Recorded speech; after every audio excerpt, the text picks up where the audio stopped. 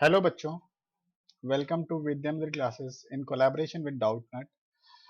तो बेसिकली ये जो कोर्स है आपका, जो हम 11th क्लास का कोर्स चला रहे हैं, इस पे ये आपको डाउटनेट के ऐप पे मिल जाएगा, जहाँ पर आप सारे के सारे वीडियोस लाइन से एक्सेस कर सकते हो। जैसे मैंने टोटल जितने लेक्चर्स लिए हैं बच्चों, वो आप लाइन से देख सकते हो। जैसे न्यूटन्स लॉज ऑफ मोशन, या मैं जिसको डायनेमिक्स ऑफ पार्टिकल बोलता हूँ, इसके एक एक करके आपको लेक्चर्स मिल जाएंगे, लेक्चर 1 से लेकर लेक्चर 7 तक। और वो देखो एक सीक्वेंस में बना हुआ है कि एक के बाद इसको किसको फॉलो करना है, इस बात को प्लीज ध्यान देना।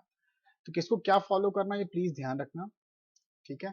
और बहुत केयरफुली आपको लेक्चर्स के बाद लेक्चर, ऐसा नहीं कि कोई बीच में लेक्चर उठा और सॉल्व करना शुरू कर दोगे तो फंस जाओगे। तो जो अभी तक हमने कर रखा है बच्चों लेक्चर्स में, वो मैं आपको बता देता हूँ। तो अभी तक हमने क्या कर रखा है, जैसे हमने न्यूटन्स लॉज ऑफ मोशन कर लिया, first motion, first law, second law and third law. Mostly हमारा जो फोकस था वो सेकंड लॉ पे था, क्योंकि फर्स्ट और थर्ड की तो हमने डेफिनेशन पढ़ी, बेसिक एग्जांपल कर लिए थे।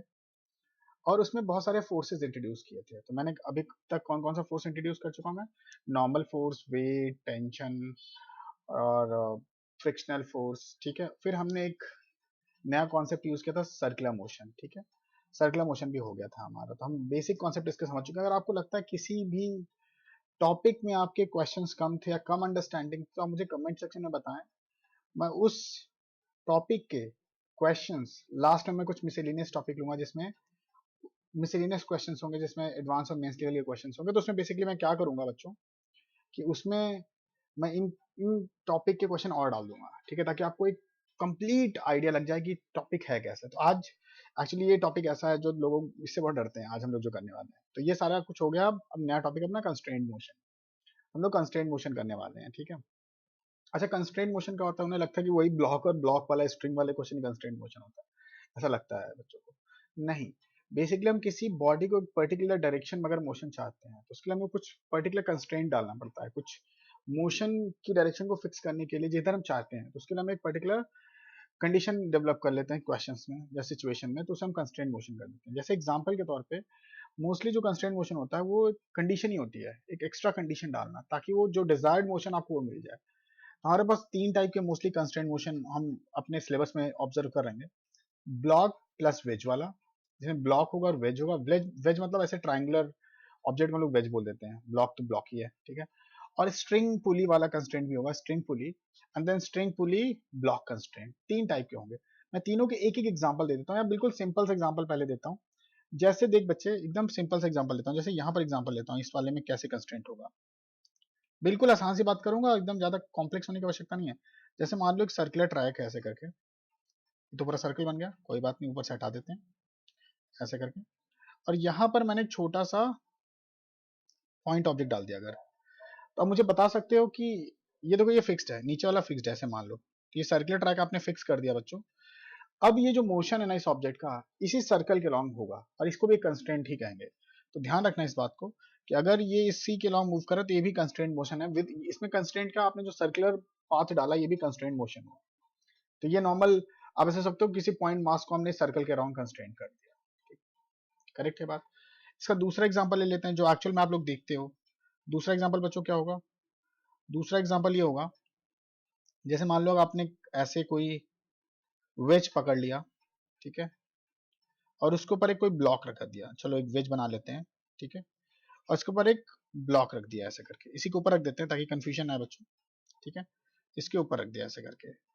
अगर देखो अब यहाँ पर क्या होगा, बड़ी इंटरेस्टिंग सी बात होती है कि अगर ये सारी सरफेस अगर स्मूथ है, ध्यान से समझना, स्मूथ नहीं भी है तो भी चल सकता है, ऐसी बात नहीं है, बट स्मूथ है, हम अवॉइड ही करना चाहते हैं कि नीचे आएगा नहीं आएगा। अगर स्मूथ होगा तो 100% this is going to be downward. अगर सारी सरफेस स्मूथ है तो ये along the surface with respect to surface जाएगा। मतलब विद रिस्पेक्ट टू सरफेस हमेशा, अगर यहाँ पर आपको ऑब्जर्वर बैठ के देखेगा तो ये हमेशा इसका मोशन इस सरफेस के अलोंग होगा बच्चे, अगर तुम इसको रिलीज करोगे तो। ये बड़ी इंटरेस्टिंग सी बात है। तो इसका कंस्ट्रेंट क्या है कि with respect to wedge it is always going to move along the surface. जो वेज की सरफेस है उसी के अलोंग मूव करेगा विद रिस्पेक्ट टू सरफेस। अगर हम कोई ऑब्जर्वर बिठा देते हैं, ध्यान से समझना, अगर कोई ऑब्जर्वर वेज पे ही बिठा देते हैं, तो वो वेज के रिस्पेक्ट में ब्लॉक अलोंग दी सरफेस जाएगा। यही इसका कंस्ट्रेंट है, ये कहीं और नहीं जाएगा, सरफेस के अलोंग जाएगा, लेकिन विद रिस्पेक्ट टू सरफेस। ठीक है बच्चों। तो ये दो एग्जांपल हो गया आपके ब्लॉक एंड पॉइंट मासेस का। स्ट्रिंग का भी कोई देख लेते हैं, बहुत अच्छा सा एग्जांपल अपने पास, स्ट्रिंग में अगर हम देखने की कोशिश करेंगे तो स्ट्रिंग में क्या होता है, जैसे पेंडुलम का मोशन अगर देखोगे, कॉनिकल पेंडुलम ले लो ऐसे करके, तो अगर एक कॉनिकल पेंडुलम में आपने कंडीशन डाल दिया है, ठीक है, और ये सर्कुलर मोशन कर रहा है, ऐसे सोचा, ऐसे सर्कुलर मोशन कर रहा है, ठीक है, ऐसे, तो एक्चुअली आपने रस्सी बांधकर इसमें कंस्ट्रेंट कर दिया, रस्सी बांध के कंस्ट्रेंट कर दिया, ये देखो रस्सी बांध के आपने कंस्ट्रेंट कर दिया, इस सेंटर के अबाउट आप इसे रोटेट घुमाना चाहते हो, ये इसका कंस्ट्रेंट है कि इसी सर्कल के अबाउट मूव कर सकते हैं, इसी सर्कल, ये इससे दूर नहीं जा सकता, इसके अंदर नहीं जाएगा, अगर ये रोटेट कर रहा है, वो सर्कुलर मोशन रिवॉल्व कर रहा है, तो इसी के अबाउट ऐसे कर रहा होगा, ये इसका कंस्ट्रेंट है, ये तो बहुत सिंपल सा कंस्ट्रेंट है, ये भी कंस्ट्रेंट मोशन ही है, बट इसको हम लोग कितनी आसानी से पढ़ जाते हैं। अब यही चीज मुश्किल कब हो जाएगी बच्चों, यही चीज मुश्किल कब हो जाएगी, अगर इसको ऐसे दिखाएंगे, क्योंकि जैसे मान लो अपना एक वॉल है ना, एक वॉल मान लेते हैं और एक पुली मान लेते हैं ऐसे करके, और एक यहाँ रस्सी मान लेते हैं, ठीक है बच्चों, ऐसे, और एक यहाँ भी मान लेते हैं, ठीक है, और एक यहाँ पुली बना लेते हैं और ऊपर से कनेक्ट कर देते हैं, ऐसा क्वेश्चन मैंने पहले देखा था। बट अगर हम इसको छोड़ दें तो मान लो ये ए है और ये बी है, तो एक्चुअली यहाँ पर जो कंस्ट्रेंट है ना, ये है, क्या कंस्ट्रेंट है कि जो, अगर यहाँ पर कंस्ट्रेंट देखें तो कौन सी चीज है जो फिक्स्ड है, यहाँ पर जो फिक्स्ड है, जो चेंज नहीं होगी, तो यहाँ पर जो कंस्ट्रेंट है कि इसका मोशन चाहे जैसे हो, इसका मोशन चाहे जैसे हो, but length of the string नहीं चेंज होनी चाहिए, ये कंस्ट्रेंट है यहाँ पे। यहाँ पर चाहे देखो इसका मोशन जिधर हो, चाहे ऊपर हो चाहे नीचे हो, जैसे भी मोशन करना, बट एक दूसरे पे डिपेंडेंट क्या है, इन दोनों का एक्सेलेरेशन किस पे डिपेंडेंट है कि रस्सी की लेंथ नहीं चेंज कर देना है, जो स्ट्रिंग है, अगर ये इनएक्सटेंसिबल स्ट्रिंग है तो इसकी लेंथ नहीं चेंज करना है हमें, ठीक है बच्चों, तो इनएक्सटेंसिबल स्ट्रिंग की लेंथ नहीं चेंज करना। अगला पॉइंट जो हम समझ सकते हैं यहाँ पर, तो ये भी कंस्ट्रेंट मोशन है, स्ट्रिंग पुली कंस्ट्रेंट है, ये समझ आ रहा होगा आपको। अगला ब्लॉक स्ट्रिंग कंस्ट्रेंट की अगर हम बात करेंगे, तो ब्लॉक पुली स्ट्रिंग कंस्ट्रेंट मैं सीधा बता देता हूँ, कुछ ज्यादा कॉम्प्लेक्स नहीं है। अगर मान लो अपने पास यहाँ पर एक वॉल है, ठीक है, और यहाँ एक रस्सी लगी है और यहाँ एक पुली भी है, ठीक है, और यहाँ पर एक वेज भी बना देता हूँ मैं, ताकि थोड़ा सा सिचुएशन अच्छे से एक्सप्लेन हो सके, ठीक है, ऐसे करके, ये लो, और यहाँ से रस्सी लाते हैं हम लोग और ये रस्सी को इस पे बांध देते हैं, है ना, ये देखो, करेक्ट है बच्चों, थिंक सबको समझ में आ रहा होगा। तो इसमें स्ट्रिंग भी यूज किया मैंने, ब्लॉक भी यूज किया, स्ट्रिंग ब्लॉक दोनों यूज किया है, तो ये कंस्ट्रेंट थोड़ा सा रिलेटिवली डिफिकल्ट होता है, बट हम इसको अच्छे से करेंगे। ये तीनों बहुत सारे वैरायटी मैंने बना दिया आपको, तो यहाँ पर कंस्ट्रेंट क्या है, दो कंस्ट्रेंट, यहाँ एक कंस्ट्रेंट नहीं, एक तो यहाँ पर दो कंस्ट्रेंट एक साथ में आ गए, एक तो ये जो ब्लॉक है with respect to wedge along the surface ही चलेगा, along the with respect to wedge it is going to move along the surface only, plus इन दोनों का मोशन इस रस्सी पे भी डिपेंड करेगा, जो रस्सी की लेंथ है ये दोनों कांस्टेंट रहेगी, है ना, इंटरेस्टिंग सी बात। तो आई होप आप लोग को ये आइडिया लगे कि कंस्ट्रेंट मोशन हम जनरल लाइफ में बहुत सारे देते हैं, जैसे गाड़ी चक्कर लगा रही सर्कुलर मोशन पे, तो आप सर्कुलर मोशन पे कंस्ट्रेंट कर देते हो कि सर्कुलर मोशन करनी चाहिए, वो भी कंस्ट्रेंट मोशन ही है, ठीक है। तो जो भी मोशन दिखता है सबको हम कंस्ट्रेंट बोल सकते हैं, लेकिन क्वेश्चन डिफिकल्ट तब होता है जब बहुत कॉम्प्लेक्स क्वेश्चन आना शुरू होता है, जैसे ये वाला हो गया, ये वाला हो गया, तो ये सारे क्वेश्चन हम करने वाले हैं, ये सब तो हम कर चुके हैं ना, ये सब ज्यादा मुश्किल नहीं है। तो ऐसे क्वेश्चन को जब टैकल करना होता है तो कंस्ट्रेंट मोशन लुक्स डिफिकल्ट। हालांकि मैं आपको एक डिस्क्लेमर पहले ही बच्चों दे देता हूँ कि इसके क्वेश्चन बहुत ज्यादा नहीं आते, तो कहोगे भाई आप करा क्यों रहे हो, मैं इसलिए करा रहा हूँ कि ये क्वेश्चन करके आपके दिमाग खुल जाता है, और खुल जाएगा तो आप डिफिकल्ट से डिफिकल्ट चीज आपको ना फिर आसान लगने लगती है। एडवांस में बहुत ज्यादा क्वेश्चन इसके नहीं आते, कभी कभी इक्का दुक्का क्वेश्चन आता है, बहुत रेयर होता है, बट हाँ ये बेसिक है बहुत, इससे हमारा दिमाग ना खुल जाता है और हम बहुत अच्छे से समझना शुरू कर देते हैं फिजिक्स को। तो फिजिक्स में कई बार ये इंटरेस्ट डेवलप कर देता है, क्योंकि ये बहुत कॉम्प्लेक्स सिचुएशन अगर आप इसको बहुत आसानी से समझ लोगे और इसको रिलेट कर पाओगे, जो आपने काइनेमेटिक्स में पढ़ा था, जो आपने 2D में पढ़ा था, या जो आपने वेक्टर्स में पढ़ा था, इससे रिलेट होना शुरू हो जाता है। आई होप ये बात तो समझ आ रही है आपको। तो हम लोग क्या करेंगे, कंस्ट्रेंट मोशन को मैं डायरेक्टली अब मतलब क्वेश्चन के थ्रू ही समझना बेस्ट होता है। तो मैंने एक क्वेश्चन ये ले रखा है, ठीक है। अब इस क्वेश्चन में क्या है बच्चों, इस क्वेश्चन में क्या है, इस क्वेश्चन में क्या है, थोड़ा ध्यान से समझना। इस क्वेश्चन में क्या है कि एक वेज है बच्चों, एक वेज है, ये देखो एक वेज है और एक ब्लॉक है बच्चों। वेज और ब्लॉक को हमने क्या किया, अब यहाँ पे एक चीज मैंने दिया, सारी सर्फेसेस स्मूथ है, कहीं फ्रिक्शन नहीं, फ्रिक्शन होगा तो बहुत डिफिकल्ट हो जाएगा, इतना आसान नहीं होगा, मतलब we have to check several things. तो लेट अस डू कहीं फ्रिक्शन विक्शन नहीं, सब स्मूथ, सब स्मूथ। बाद में देखते हैं मिसलेनियस में अगर हम सब कुछ मिला मिला के डिफिकल्ट क्वेश्चन एकदम मस्त रिडोव लेवल के भी करते हैं, लेकिन देखो अभी शुरुआत में जब लर्निंग होती है तो आप इजी से शुरू करते हो, फिर मीडियम पे जाते हो, फिर स्टेप बाय स्टेप सीढ़ी चढ़ना बहुत इंपॉर्टेंट होता है। अब सोचो अगर तुम दो दो सीढ़ी चढ़ने की कोशिश करोगे तो हो सकता है चढ़ भी जाओ, हो सकता है तुम चढ़ भी जाओ, लेकिन तुम्हारे चांसेस बढ़ जाते हैं गिरने के, ये मैं गारंटी देता हूँ। ऐसा नहीं कि तुम दो दो सीढ़ी या तीन तीन सीढ़ी चढ़ने की कोशिश करोगे तो नहीं कर पाओगे, बहुत सारे लोग कर भी लेते हैं, बट क्या आप कर पाओगे, that you have to decide only, ठीक है। तो इसलिए हम इजी क्वेश्चन, फिर मीडियम लेवल का क्वेश्चन, फिर थोड़ा सा मीडियम से ज्यादा, फिर डिफिकल्ट पे पहुंचते हैं। एक साथ पहुंचेंगे तो हो सकता है कि हम गिर जाएं, तो इस बात को ध्यान रखना। तो हमने ऐसा कुछ यहाँ पर अभी एकदम नॉर्मल क्वेश्चन से शुरू किया, फिर धीरे धीरे धीरे कंस्ट्रेंट बढ़ाते जाएंगे। ऑलराइट, तो सीधा आप लोग ना पहले सुनना समझना, एक टीचर की जो थॉट प्रोसेस होता है उसको दिमाग में ऑब्जॉर्व करने की कोशिश करना, फिर कैसे वो टैकल कर रहा है क्वेश्चन को, कैसे उसकी सोच है, क्या क्वेश्चन के पीछे उसने क्या मंशा रखी थी कि क्या समझाना चाहता था, उस पर फोकस करो। लर्निंग यही है, ठीक है। तो जैसे यहाँ पर मैंने क्या कि सारी सर्फेसेस स्मूथ है, कॉम्प्लेक्स नहीं रखेंगे, ठीक है बच्चों। तो यहाँ पर क्या होगा अपना, यहाँ पर अगर हम ब्लॉक को, ये जो ब्लॉक है बच्चे, इसको छोड़ देंगे, तो ये ब्लॉक ना actually along the surface slide करेगा, अलोंग द सरफेस स्लाइड करेगा, अलोंग द सरफेस स्लाइड करेगा। अब अलोंग द सरफेस स्लाइड करेगा तो क्या ये नीचे लेफ्ट की तरफ जाएगा? कुछ सोच के बताओ, 2-5 सेकंड पॉज कर लो वीडियो, सोचो, ठीक है। तो अगर आपने सोचा होगा तो पक्के से रियलाइज हो रहा होगा ये इधर की तरफ जा रहा होगा। ये पूरा सिस्टम मान लो इनिशियली रेस्ट पे था, पूरा इनिशियली रेस्ट पे था, तो ये अलोंग द सरफेस मूव करेगा, अलोंग द सरफेस मूव करेगा, ये बात ध्यान रखना, अलोंग द सरफेस मूव करेगा, और छोड़ोगे तो कॉन्टैक्ट लूज नहीं करेगा, और ये हॉरिजॉन्टल सरफेस के अलोंग जाएगा। करेक्ट है बात बच्चों? तो यहां पर प्रॉब्लम क्या आती है कि एक बात ध्यान रखना, पहली बात, मैं तुम्हें एक एक करके स्टेप बाय स्टेप, इस क्वेश्चन में पूछा क्या है, find acceleration of small m and capital M बच्चों, find acceleration of small m and capital M, बिल्कुल ध्यान से समझना, एक्सेलरेशन ही निकालना है। तो हमें वो 5 स्टेप जो याद थे बच्चों ना, उसी को लगाएंगे, लेकिन थोड़ी थोड़ी चीजें अब अपग्रेड करेंगे। अपग्रेड मतलब कि 2-3 पॉइंट एक्स्ट्रा ऐड करके समझने की कोशिश करेंगे। आई एम श्योर सबको बहुत अच्छे से आपको 5 स्टेप याद होंगे। तो ऐसा करते हैं, एक्सेलरेशन ही निकालना है, तो 5 स्टेप को फॉलो करना शुरू करते हैं बच्चों, ज्यादा डिफिकल्ट टाइम नहीं लगाते इस पे। तो पहला स्टेप बच्चों, ठीक है, पहला स्टेप क्या है, हम ऐसा करता हूँ कि एक सेक्शन बना लेता हूँ, दोनों तरफ दोनों चीजों का एक साथ एफबीडी बनाते हुए चलते हैं, दोनों का ही बनाना पड़ेगा ना, दोनों का एक्सेलरेशन चाहिए। तो पहले मैं करता हूँ इस वाले का एफबीडी बना लेता हूँ, ये एफबीडी ऑफ वेज बोलेंगे इसे, और यहाँ पर रेफरेंस डाल देंगे, और यहाँ पर छोटा सा ब्लॉक डाल देंगे बच्चों, ठीक है।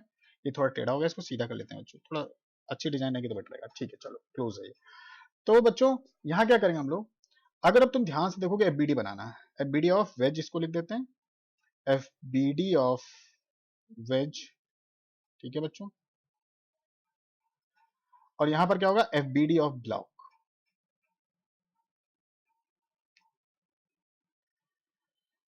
अब मुझे बता सकते हो कौन कौन सा फोर्स लग रहा है। यहां पर बेटा एक फोर्स तो पक्के से लगेगा नीचे की तरफ, इसका मास कैपिटल एम है तो कैपिटल एम जी। यहां पर भी स्मॉल एम जी पक्के से लगेगा, दोनों एक साथ बनाते, क्या दिक्कत है इसमें। अब देखो ये दोनों सरफेस कॉन्टैक्ट में यहाँ पे, तो एक दूसरे पे नॉर्मल फोर्स भी एग्जर्ट कर रहे होंगे। सारे फोर्स सेंटर से दिखाना है ना, सारे फोर्सेस सेंटर से दिखाना होता है। तो आपने एक फोर्स यहाँ पे भी दिखा दिया, ये नॉर्मल फोर्स हो गया, इसका पेयर फोर्स इधर की तरफ लग रहा होगा। बट यहाँ पर तो देखो 2 फोर्स दिख चुका है, यहाँ पर तो 2 ही लग रहा है, और कोई फोर्स तो दिख नहीं रहा है कहीं पे। देखो सोचना पड़ेगा, इसमें कोई रूल नहीं कि फोर्सेज आइडेंटिफाई करने का कोई रूल है, आपको क्वेश्चन देख के फोर्सेज आइडेंटिफाई करना, ध्यान से क्वेश्चन पढ़ना पड़ेगा, ठीक है बच्चों। और यहाँ पर अगर देखें तो एक और नॉर्मल फोर्स लग रहा होगा, कौन सा, जो ग्राउंड वेज पे लगा रहा होगा, वेज भी ग्राउंड पे लगा रहा होगा, बट हमें ग्राउंड का बीडी तो बनाना नहीं है, तो हमें बनाना है वेज का, तो हमने वेज को ऊपर की तरफ एक दिखा दिया नॉर्मल फोर्स एनजी, this is by ground over over what, over wedge. तो ये हमारा एफबीडी बन गया बच्चों। और यहीं पर एक नया स्टेप हम लोग जनरेट करेंगे, बहुत ज्यादा इंपॉर्टेंट है, स्टेप नंबर 2 बच्चों, स्टेप नंबर 2 यहां लिख लेते हैं, स्टेप नंबर 2, ठीक है। तो ये बात ध्यान रखेंगे कि स्टेप नंबर 2,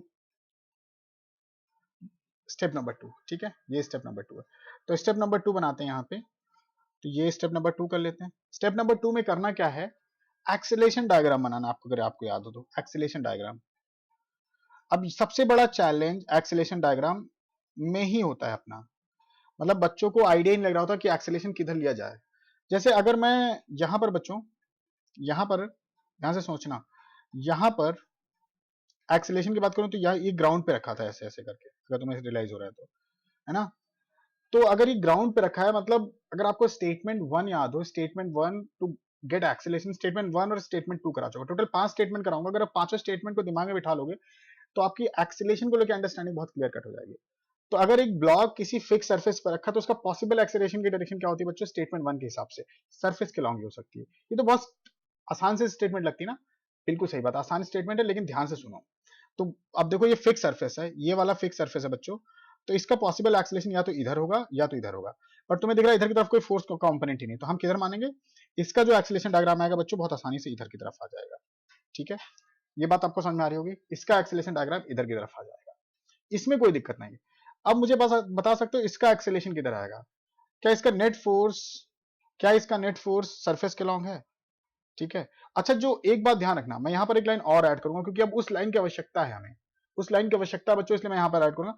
जो एक्सेलेरेशन डायग्राम बनाना होता है हमें, जो एक्सेलेरेशन डायग्राम बनाना होता है बच्चों, वो विद रिस्पेक्ट टू ग्राउंड बनाना होता है। मतलब अल्टीमेटली अगर आपको F equal to M apply करना है तो सारा एक्सेलेरेशन, फाइनल जो नेट एक्सेलेरेशन होगा उस ब्लॉक का, वो ग्राउंड के रिस्पेक्ट में ही होना चाहिए।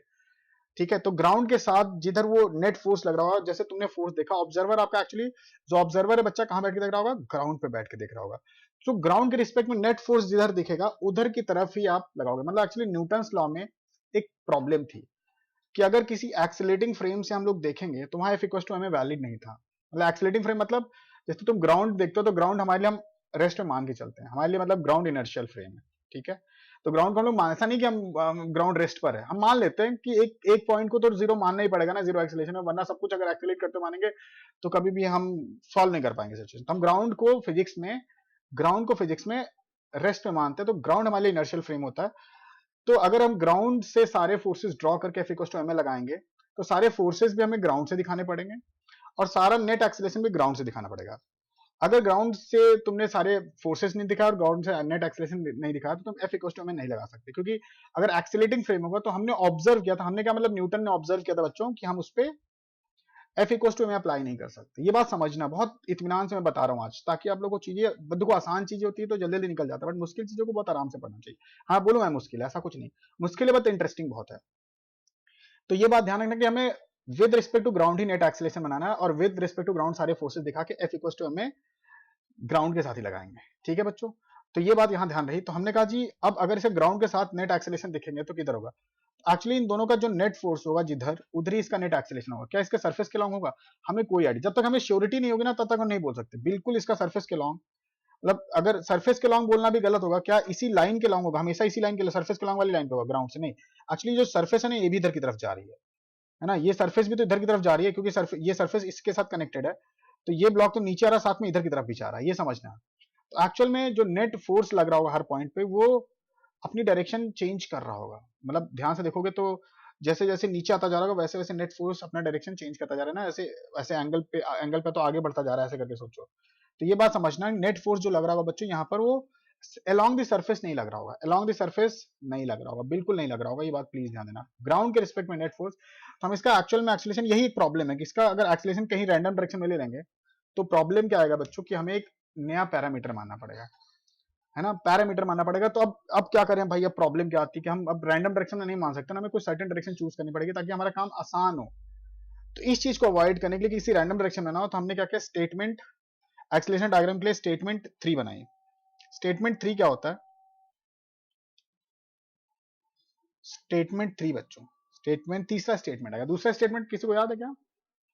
आई थिंक दूसरा स्टेटमेंट मैंने जब पुली वाला बताया था कि if a string is passing, ऐसे बता देता हूँ, if a string is passing, और इसका भी if string is passing over a moving pulley, तो जो स्ट्रिंग का एक्सेलेरेशन होगा वो अलोंग द स्ट्रिंग होगा। ये ना, ये दूसरा स्टेटमेंट था। तो तीसरा आपका क्या होगा मैं बताता हूं आपको।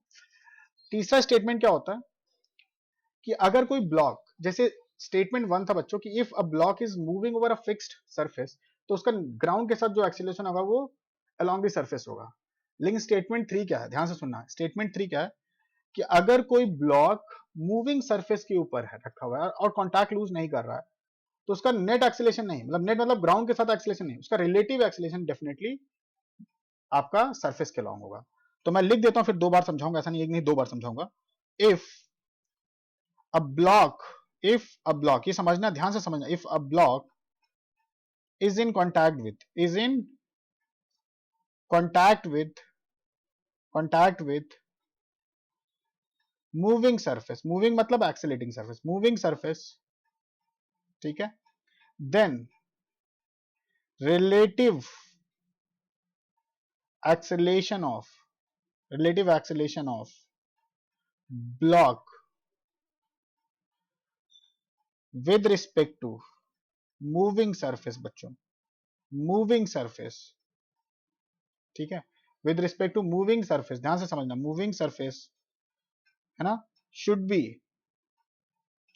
along, या should be नहीं बोलेंगे भाई, must भी बोल देंगे, must be along the surface, must be along the surface। अब मैं थोड़ा सा एक छोटा सा लिटिल एक्सपेक्टेशन रखता हूं आपसे। आपको ये तो पता होगा ना बच्चों कि अगर हम किसी ऑब्जेक्ट को, अगर किसी किसी ऑब्जर्वर को जिस ऑब्जेक्ट पे बिठाते हैं, वो ऑब्जेक्ट उस ऑब्जर्वर को रेस्ट पे देखता है। जैसे हम लोग इस वक्त अर्थ में बैठे हैं तो हमें अर्थ स्टेशनरी लगती है। देखो नीचे देखो, अर्थ अर्थ आपको स्टेशनरी लग रही है, हम अर्थ पे तो बैठे हैं, बट क्या अर्थ स्टेशनरी है? बिल्कुल नहीं। अर्थ एक्चुअल में मूव कर रही है, रिवॉल्व कर रही है, और रिवॉल्व भी कर रही है सन के अराउंड। तो एक तो खुद के एक्सिस पे रोटेट भी कर रही है और रिवॉल्व भी कर रही है। ये बात तो बहुत आसानी से समझा रहा होगा। तो अगर हम किसी ऑब्जर्वर को किसी भी मूविंग ऑब्जेक्ट बनाते हैं तो हमें बस स्टेशनरी लगता है। लेकिन हाँ, अब जो हमें ऑब्जर्व हो रहा होगा ना, वो हमें विद रिस्पेक्ट टू उसी जिस पे बैठा है उसके रिस्पेक्ट में ऑब्जर्व हो रहा होगा। तो अगर मैंने बोला कि अगर मैं यहां पर ऑब्जर्वर बिठा देता हूं, देखो इसी वेज के ऊपर एक ऑब्जर्वर बिठाया, तो एक्चुअली इस ऑब्जर्वर को ध्यान से सुना, इस ऑब्जर्वर को बच्चों ये वेज किस पे दिखेगा? रेस्ट पे दिखेगा। तो जो इसका रिलेटिव एक्सेलेरेशन, जो इसका एक्सेलेरेशन होगा विद रिस्पेक्ट टू वेज ही दिखेगा। और ये रेस्ट पे दिख रहा होगा, तो बताओ ये रेस्ट पे दिख रहा है, ग्राउंड से रेस्ट पे नहीं दिखेगा। ग्राउंड पे अगर जो ऑब्जर्वर बैठा होगा उससे रेस्ट पे इसको नहीं दिखेगा। लेकिन अगर ऑब्जर्वर को तुम यहां बिठा दोगे तो बच्चों इसको रेस्ट पे दिखेगा, ये वेज रेस्ट पे दिखेगा और ये सरफेस के लॉन्ग मूव करते दिखेगा। लेकिन अब अगर तुम्हें इसके लॉन्ग मूव करते ये दिखेगा, तो जो भी इसका एक्सेलेरेशन आएगा वो विद रिस्पेक्ट टू वेज होगा, विद रिस्पेक्ट टू वेज होगा, विद रिस्पेक्ट टू ग्राउंड नहीं होगा। तो वही वही सेम सी बात मैंने लिखा है कि if a block is in contact with the fix, if a block is contact with the moving surface, ठीक है, if a block is in contact with the, अगर एक कोई ब्लॉक है, जैसे ये ब्लॉक है, ये मूविंग सरफेस के साथ कॉन्टैक्ट में है, तो वही लिखा मैंने, इसका रिलेटिव एक्सेलेरेशन, इसका रिलेटिव एक्सेलेरेशन बच्चों सरफेस के लॉन्ग ही होगा। रिलेटिव किसके रिलेटिव?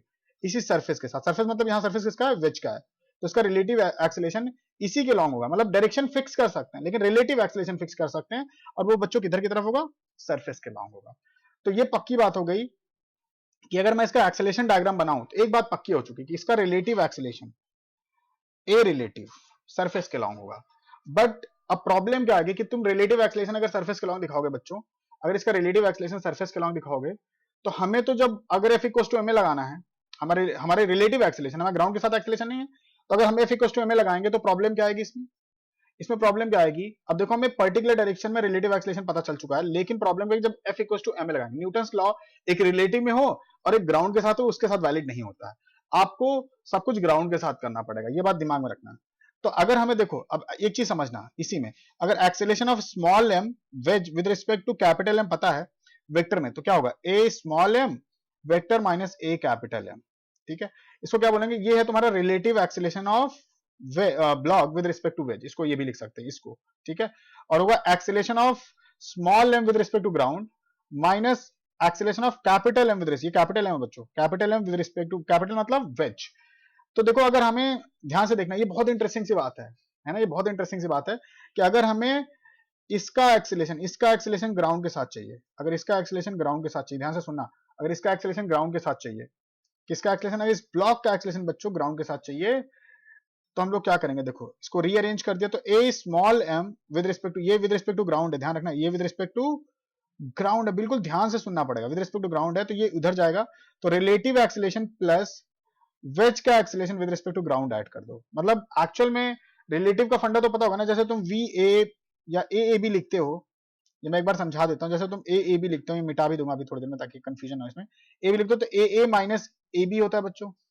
थोड़ा सा वही मैंने बोला, थोड़ा लिटिल एक्सपेक्टेशन तो रखना कुछ गलत नहीं है, क्योंकि मैं अगर डायनामिक्स पढ़ा रहा हूँ तो थोड़ा तो रिलेटिव इलास्टिक की एक्सपेक्टेशन रखूंगा ना आपसे, कोई दिक्कत तो नहीं है इसमें, ठीक है। मतलब अगर है तो आप मुझे बताओ, I can make videos on those topic, ताकि आपको कंफर्टेबल फील हो। हम यहाँ पर आपको कंफर्टेबली पढ़ाने आए हैं, ताकि मतलब जो नॉलेज हम बाकियों को दे रहे हैं तो आपको भी प्रोवाइड कर पाए, ठीक है बच्चों। तो ए बी क्या होगा? A minus A B, A B मतलब relative acceleration of A with respect to B क्या होता है? Acceleration of A with respect to ground minus acceleration of B with respect to ground. तो वही सेम चीज है बच्चों यहाँ पर। अब देखो अगर वही सेम चीज कैसे है, देखो अगर हमें relative acceleration of small M block with respect to wedge पता है बच्चों, तो क्या होगा? Acceleration of small M block with respect to ground minus acceleration of wedge with respect to ground. तो हमने कहा इसको अरेंज करेंगे तो रिलेटिव एक्सेलेरेशन, रिलेटिव का बाय डिफॉल्ट मतलब ये है कि स्मॉल एम का with respect to capital M, तो हम इसको अरेंज कर देंगे तो ए कैपिटल एम क्या आएगा बच्चों? A acceleration of wedge, I am sorry again, acceleration of block with respect to ground है, ये किसके साथ है? विद रिस्पेक्ट टू ग्राउंड, ये वाला है बेसिकली। तो हमने इस प्लस वाले को उठा के इधर रख दिया, तो वही क्या ना, a relative plus a M. तो मतलब अगर तुम्हें रिलेटिव एक्सेलेरेशन पता है और जिसके साथ पता है, अगर उसको हम ऐड कर देंगे, है ना, जैसा हमें देखो इस ब्लॉक का रिलेटिव एक्सेलेरेशन बच्चों पता है, इस ब्लॉक का रिलेटिव एक्सेलेरेशन वेज के साथ पता है, तो अगर हम इसमें वेज का ही एक्सेलेरेशन ऐड कर दें, अगर हम इसमें वेज का ही एक्सेलेरेशन ऐड कर दें, रिलेटिव एक्सेलेरेशन में अगर वेज का एक्सेलेरेशन ऐड करना, ध्यान रखना इस बात को, अगर इसको ऐड कर देते हैं तो हमें acceleration of block with respect to ground मिल जाता है। और हम जब एक्सेलेरेशन डायग्राम बनाते हैं तो हम विद रिस्पेक्ट टू ग्राउंड ही बनाते हैं, ये तो रिलेटिव बना है बच्चों भी, ये रिलेटिव बना, यही समझना तुम्हें, यही तो कॉम्प्लेक्स चीज है। अब देखो, अगर हम वेज का एक्सेलेरेशन बच्चों देखने की कोशिश करेंगे, अगर हम वेज का एक्सेलेरेशन देखने की कोशिश करेंगे तो ये इधर की तरफ है। अगर वेक्टर समेशन करना होता तो कैसे करते, मान लो कोई एक वेक्टर इधर की तरफ है, एक वेक्टर इधर की तरफ, तो कैसे ऐड करते हो, आपको याद ही होगा, दोनों की टेल्स को जोड़ देते हैं, दोनों की टेल्स को जोड़ देते हैं, तो ये आपका ए आर है और आपका ये एक्सेलेरेशन ऑफ, ये एक्सेलेरेशन ऑफ क्या है, ये एक्सेलेरेशन ऑफ वेज है बच्चों, ये एक्सेलेरेशन ऑफ वेज है, समझ में आ रहा है। तो हमने कहा इसमें अगर देखो, ये मैं दूसरे कलर से बना देता तो कंफ्यूजन ना, देखो ये एक्सेलेरेशन ऐड कर रहे हैं, अच्छा चलो सेम रखते हैं एक्सेलेरेशन, ये तो इधर की तरफ एक एक्सेलेरेशन बना देते हैं बच्चों, ए, है ना कमाल की बात। अब देखो दोनों की टेल्स को जोड़ दिया हमने, दोनों एक्सेलेरेशन की टेल्स को जोड़ दिया, अब ये दोनों का सम जो होगा वो ग्राउंड के साथ होगा, मैंने दोनों एक्सेलेरेशन का सम दिखा दिया, दोनों एक्सेलेरेशन का सम ऐसे करके एंगल पे दिखा दिया, दिख रहा है आपको एंगल, ओके ये ऐसे, आई होप यू अंडरस्टैंड। ये वेज का एक्सेलेरेशन, ये relative acceleration of block with respect to wedge, अगर इन दोनों का सम करोगे तो जो सम होगा, वेक्टर सम होगा, वही आपका acceleration of block with respect to ground है। तो हमने क्या कर लिया, देखो जो स्टेटमेंट A3 है वो बता रही है आपको कि अगर कोई ब्लॉक, जैसे ये ब्लॉक है, ये ब्लॉक है, ये इसके साथ इसका रिलेटिव वेलोसिटी इधर, रिलेटिव एक्सेलेरेशन इधर की तरफ दिखेगा और रिलेटिव एक्सेलेरेशन इधर की तरफ दिखेगा, तो ये बेसिकली अगर इसमें हम ग्राउंड के साथ, जिसके साथ रिलेटिव उसका ऐड कर देंगे तो हमें इसका ग्राउंड के साथ पता चल जाएगा, इतनी सी बात, और हमें ग्राउंड के साथ ही अल्टीमेटली बनाना होता है, यही थोड़ी सी चीजें आपको ऐड करनी थी अपने नॉलेज में, बाकी सारे स्टेप सेम है। अगर एक बार एक्सेलेरेशन डायग्राम बन गया बच्चों, कहानी एकदम आसान हो गई है, अगर ये बात समझ पा रहे हो तो आपकी कहानी आसान। तो यहाँ पर बेसिकली हमें इन दोनों एक्सेलेरेशन को ऐड करना है। अच्छा देखो मैं बता रहा हूँ, बहुत सारे लोग इसको बहुत ट्रिक तरीके से बताते हैं, बहुत ट्रिक होते हैं इसकी, वो भी ठीक है, गलत नहीं है, बट लेकिन ये बेसिक है, रिलेटिव वेलोसिटी फंडामेंटल कॉन्सेप्ट है, जैसे books like Resnick Halliday and other books like Irodov, जिसमें थ्योरी दी, उसमें ये रिलेटिव वेलोसिटी का ही कॉन्सेप्ट यूज करता है, वो कुछ भी रैंडम कॉन्सेप्ट नहीं यूज करेगा। तो मैं आपको एकदम जेनेरिक जो भी कॉन्सेप्ट है वो बताने की कोशिश कर रहा हूँ, ओरिजिनल कॉन्सेप्ट जो है, अगर देखो मैं वो शॉर्टकट भी आपको भी बताऊंगा थोड़ी देर में कि कैसे रिलेशन निकालना होता है, बट पहले इसको अच्छे से समझ लो कि आपका जो यहाँ पर रिलेटिव एक्सेलेरेशन है वो सरफेस के अलॉन्ग होगा विद रिस्पेक्ट टू वेज, और इससे अगर वेज का एक्सेलेरेशन ऐड कर देंगे तो ग्राउंड से बन जाएगा। तो आपने एक्सेलेरेशन डायग्राम बना लिया है, तो इसके बाद क्या करना होता है, उसके बाद एक्सिस वगैरह माननी होती है, आपको याद ही होगा एक्सिस वगैरह माननी होती है बच्चों, तो एक्सिस वगैरह मानना शुरू करते हैं। तो ऐसा करते हैं कि एक एक करके सॉल्व करते हैं इक्वेशन को, ताकि ज्यादा कंफ्यूजन ना आए आपको। इक्वेशन बना लेंगे भाई, बहुत है इक्वेशन, आई थिंक इक्वेशन बन जाएगा तो अपना बात बन जाएगा। चलो अब हम बना ही लेते हैं, मतलब यहाँ पे इक्वेशन ही बना लेते हैं, सॉल्विंग तो आप आई थिंक मैं सॉल्विंग डाल दूंगा अलग से, उस पर टाइम नहीं खर्चेंगे, इक्वेशन बन जाएगी तो बात बन जाएगी, ठीक है, ओके ऑलराइट। अच्छा ये पता चला आपको कि हमें ये सब इतना मानने की आवश्यकता क्यों पड़ी, देखो इतना ये एक्सेलेरेशन में ऐसे मानने की आवश्यकता इसलिए पड़ी कि देखो हमें एक ही वेरिएबल माना और डायरेक्शन सारी फिक्स पता चल गई थी, एक ही एक्स्ट्रा वेरिएबल माना, अगर कोई कहीं रैंडम डायरेक्शन में लेता तो तुम्हें एंगल वगैरह लेना पड़ता, ये समझ रहे हो ना, और ये नोन एक और अननोन आ जाता, और यहाँ पर मैक्सिमम 4 इक्वेशन बना सकते, एक यहाँ से, एक यहाँ से, है ना, एक दो यहाँ से और दो यहाँ से, 4 इक्वेशन, और यहाँ वेरिएबल ज्यादा है, देखो कितने वेरिएबल है, एक तो एनजीबी वेरिएबल ही है ना, एक ए वेरिएबल है और एक एन वेरिएबल है, 3 वेरिएबल हो गया, चौथा वेरिएबल है और पांचवा ये होता, ये बात समझना, है ना। तो ये देखो कितने वेरिएबल्स हैं, 1 2 3 बच्चों, और ये हो जाता, सॉरी 4 हो जाता, और अगर वो अल्फा होता, अल्फा भी आ जाता, अभी तो 4 इक्वेशन 4 अननोन है तो बन जाएगा, 4 इक्वेशन 4 अननोन, अगर वो रैंडम अल्फा भी ले तो अल्फा भी अननोन होता, तो पांचवा आता, तो वही उसी अल्फा को अवॉइड करने के लिए, एक्स्ट्रा इक्वेशन को अवॉइड करने के लिए हमने कंस्ट्रेंट की कंडीशन लगा दी, जो कंस्ट्रेंट की कंडीशन थी वही हमने यूज किया, ठीक है, कि अगर कोई block statement statement 3 sorry A3 नहीं, स्टेटमेंट 3 जो मैंने बताया ये बहुत ज्यादा इंपॉर्टेंट है, मैं बार बार रिपीट कर रहा हूँ सेम चीज को, और बनता भी है क्योंकि टॉपिक डिफिकल्ट है। तो क्या है कि अगर कोई ब्लॉक है वो मूविंग सरफेस के ऊपर चल रहा है तो उसका रिलेटिव एक्सेलरेशन हमेशा ब्लॉक के साथ सरफेस का होगा, चाहे इंक्लाइंड सरफेस हो चाहे हॉरिजॉन्टल सरफेस हो, सब कुछ सेम रहेगा, सब हर जगह स्टेटमेंट होल्ड करेगी, तो इस बात को प्लीज ध्यान रखेंगे, ठीक है। तो 3 स्टेटमेंट हो चुके एक्सेलरेशन निकालने के लिए अपनी।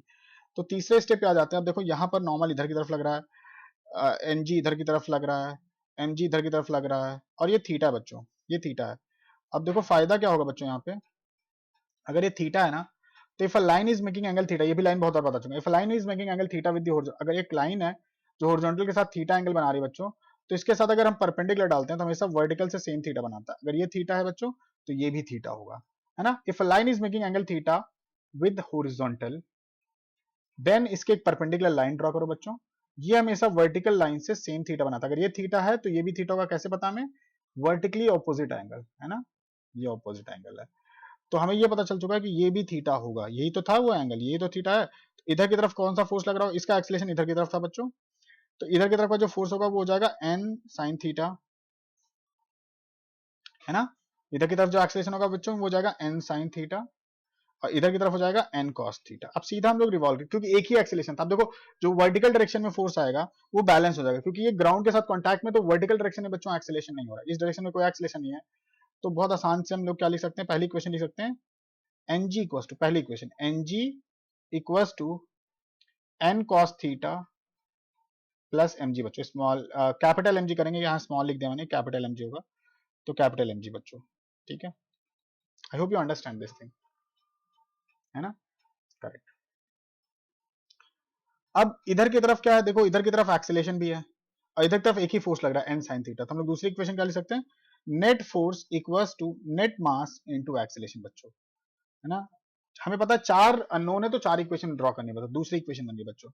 अब हम लोग का ये पहला हो गया, पहला वाला सॉल्व हो गया। अब दूसरा वाला सॉल्व करते हैं। दूसरा वाला ऐसे करके है, इस पे नॉर्मल इधर की तरफ लग रहा है, इस पे एम जी इधर की तरफ लग रहा है। अगर एक्सीलरेशन की बच्चों बात करेंगे तो रिलेटिव एक्सीलरेशन इधर की तरफ है, रिलेटिव एक्सीलरेशन इधर की तरफ है, और ब्लॉक का जो एक्सीलरेशन इधर ऐड करके इसको हमने ग्राउंड के साथ बना दिया था। अगर एक्सिस की बात करेंगे बच्चों, तो यहाँ एक्सिस अपनी मर्जी से जहां इधर ले लो। जैसे मैंने एक्सिस ऐसे करके ले लिया, चलेगा ना। ये एक्सिस एक्स हो गया, ये वाई हो गया। अब इसमें कौन कौन सी चीजें एक्सिस के लॉन्ग नहीं लाई कर रही है? एक तो अपना ये एमजी नहीं लाई कर रहा है, और एक ए भी नहीं, एक्सीलरेशन को भी ब्रेक करना पड़ेगा। तो ऐसी सिचुएशन है, इसको बोलते हैं थोड़ा सा अलग हो गई सिचुएशन। कहोगे भैया आप भी तो फोर्स ही रिजॉल्व करते थे। अरे एक्सीलरेशन भी कर लो, कोई दिक्कत नहीं है, एक्सीलरेशन भी कर लो, कोई दिक्कत नहीं है। तो अब देखो ये अगर अगर ये एंगल थीटा है बच्चों, तो ये समझना, ये वाला एंगल देखो, ये अगर हॉरिजॉन्टल से थीटा बना रहा है, तो ये इसके परपेंडिकुलर लाइन हमेशा वर्टिकल से सेम थीटा बनाएगा, है ना।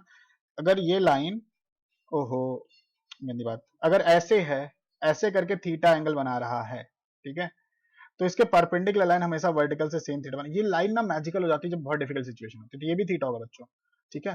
तो अगर ये थीटा होगा, ध्यान से समझना, अगर ये थीटा होगा बच्चों, तो ये वाला कंपोनेंट क्या हो जाएगा? M G sine theta, small M G sine theta. इधर वाला कंपोनेंट फोर्स का क्या हो जाएगा? M G cos theta. अगर ये थीटा है बच्चों, तो ये क्या होगा? ये होगा 90 माइनस थीटा। तो इधर का कंपोनेंट क्या हो जाएगा? इधर का कंपोनेंट हो जाएगा एम जी कॉस थीटा, मतलब A cos theta, which is क्या हो जाएगा अपना? A cos 90 minus theta, which is A sine theta बच्चों। और इधर की तरफ हो जाएगा ए कॉस थीटा। ये तो समझ में आ रहा होगा सबको। तो एक्सीलरेशन का भी कंपोनेंट ले लिया बच्चों हमने, और फोर्स का कंपोनेंट भी ले लिया, है ना। थोड़ा सा ज्यादा इसमें भसड़ हो गई है, भसड़ मतलब थोड़ा इधर उधर गया, लेकिन बहुत ज्यादा मुश्किल बात नहीं है। तीन चार फोर्सेज एक नॉर्मल है, देखो एक एम जी साइन थीटा है, एक एम जी कॉस थीटा है, we can forget about this force. और एक्सीलरेशन को भी रिजॉल्व कर लिया, तो we can forget about this. तो ज्यादा पैरामीटर नहीं है। अब देखो दोनों एक्सिस के लॉन्ग, अब यहाँ पर तुम्हें एक एक्सिस के लॉन्ग एफ इक्वल टू में नहीं लगाना पड़ेगा। जैसे हम लोग पहले क्या कर रहे थे कि एक ही एक्सिस के लॉन्ग सारा एक्सीलरेशन आ रहा था, नहीं, यहाँ पर दोनों एक्सिस के लॉन्ग एक्सीलरेशन है। एक एक्सीलरेशन इधर की तरफ भी है और एक एक्सीलरेशन यहाँ पर है, ए आर भी तो है इधर की तरफ, देखो ध्यान से। तो ये देखो अब ध्यान से, अब दोनों एक्सिस के लॉन्ग हम एफ इक्वल टू में अच्छे से लगाएंगे। कैसे लगाएंगे बच्चों? देखो इधर की तरफ फोर्स, इस वाले एक्सिस के लॉन्ग कितने फोर्सेस का एक्ट कर रहे हैं, इस वाले एक्सिस के लॉन्ग कितने फोर्सेस एक्ट कर रहे हैं? एक ही फोर्स एक्ट कर रहा है, एमजी साइन थीटा। ये दोनों तो एक्सीलरेशन है।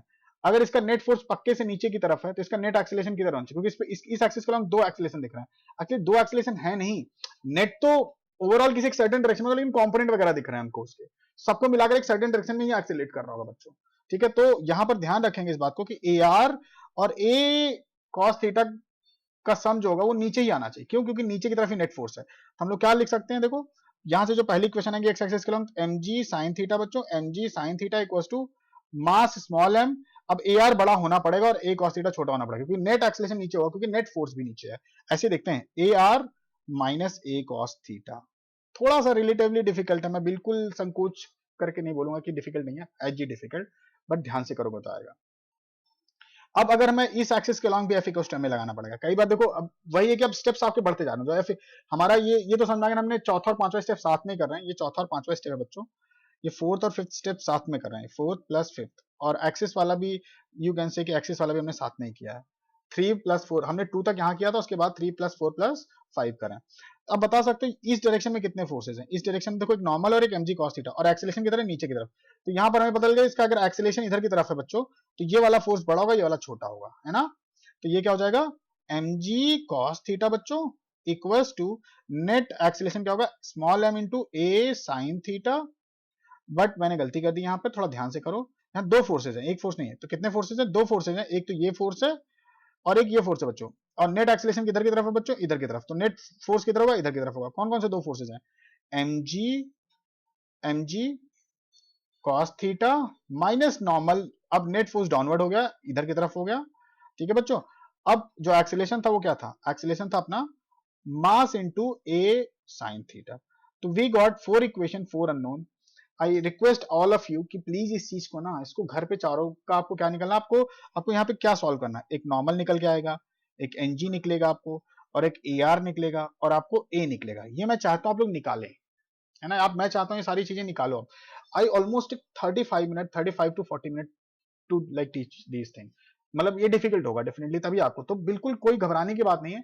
अगर वीडियो में लगता है कि आपको एक बार में चीजें नहीं डाइजेस्ट हो रही तो आप दो बार लो। तो अब यहाँ पर आप देखो, अभी इतना होने के बाद भी पूरा फाइनल सॉल्व नहीं हुआ, लेकिन हम चारों इक्वेशंस को आप सॉल्व करोगे बच्चों तो आपको चीजें आसान दिखने लगेगी। तो अब हमारा मुद्दा क्या आता है, देखो एक तो ये हो गया कि अब हमने एक इक्वेशन को एलिमिनेट करने के लिए कंस्ट्रेंट यूज कर लिया। कई बार ऐसा होगा कि वो रिलेशन पूछने लगता है, कि भाई रिलेशन बताओ क्या होगा दोनों। जैसे यहाँ पर ए आर, है, ध्यान से देखना। यहाँ पर जैसे इन दोनों, इन सब के बीच में रिलेशन पूछने लगता है कि एक्सेलेशन और एक्सेलेशन के बीच में रिलेशन बताओ। तो कई बार इस क्वेश्चन को टैकल करने के लिए एक चीज और समझना है, एक चीज, इस कंस्टेंट को एक और तरीके से भी समझ सकते हैं। मैं आपको बताता हूँ, ये तो समझ में आ गया होगा ना। पहली बात तो आई थिंक कोई डाउट नहीं होना चाहिए इसमें, अगर है भी तो दोबारा देखो, फिर से करो, अच्छा से आपको समझ में आएगा, है ना। बहुत सारे बच्चे परेशान होंगे कि पागल होगा ये आदमी, पता नहीं क्या बकबक किए जा रहा है। अरे भाई, पढ़ना तो पड़ेगा ना ये चीज। आईटी में आ रहा है तो पढ़ना, आईटी तो अपने हिसाब से कोर्स आसान करने वाला है नहीं, कोर्स जो है वही रहेगा। और ये सारी चीजें कभी किसी न किसी फॉर्म में आ सकती है। तो ये तो बेसिक सी चीजें बहुत, अब इससे भी डिफिकल्ट होती है चीजें। तो आपको थोड़ा पेशेंस रखना है। मतलब जो आईआईटी की तैयारी होती है ना, ये अगर आप देखो 11th के बच्चों में, आपको डराऊंगा नहीं अभी। पहला 3 महीना बहुत इंपॉर्टेंट होता है बच्चों आपके लिए। पहले 3 महीने में आप ना, जब इसको पढ़ते हो, आप आईआईटी की तैयारी करने की शुरुआत करते हो ना, तो पहले 3 महीने में आप 10वीं क्लास से जम कर आओ, आपके सबके 90-90% आ गए होंगे आज। आई थिंक जब ये वीडियो देख रहे हो तो आपको सबके रिजल्ट आ चुके होंगे, सब मस्त 18%, 90%, 95% आ चुके होंगे। सही बात है ना ये। सबको लग रहा होगा मैं तो भाई आउट ऑफ द वर्ल्ड आदमी हूँ, मैं बहुत टॉपर आदमी हूँ। फिर अचानक से आप ये सारी चीजें पढ़ना शुरू कर देते 11th में। मतलब जहाँ पे साइंस की एक ही बुक होती थी, साइंस की एक बुक, फिजिक्स केमिस्ट्री बायो भी उसी में होती थी, है ना। अब अचानक से 3 अलग अलग बुक मिल गई, फिजिक्स की अलग मोटी मोटी, केमिस्ट्री की अलग मोटी मोटी, और मैथ की अलग मोटी मोटी। अब क्या है, और एक्चुअल चीजें पढ़ रहा हूँ। अब जो फिजिक्स, असली फिजिक्स है ना, वो पढ़ रहा हूँ। अभी तक ऐसा नहीं कि नकली फिजिक्स पढ़ रहे थे, लेकिन बहुत आसान करके पढ़ा रहे थे बहुत, ताकि आपको समझ में आ जाए चीजें। बट आपको अब यही पढ़ना पड़ेगा बच्चों। तो इसलिए पहला 3 महीना बहुत इंपॉर्टेंट है। जैसे इन चीजों को समझने में आपको घबराहट हो सकती है, बट घबराओ मत। ये लर्निंग है, ये लर्निंग है, बिल्कुल घबराने की आवश्यकता नहीं। मैं अपने खुद के एक्सपीरियंस से बोल रहा हूँ।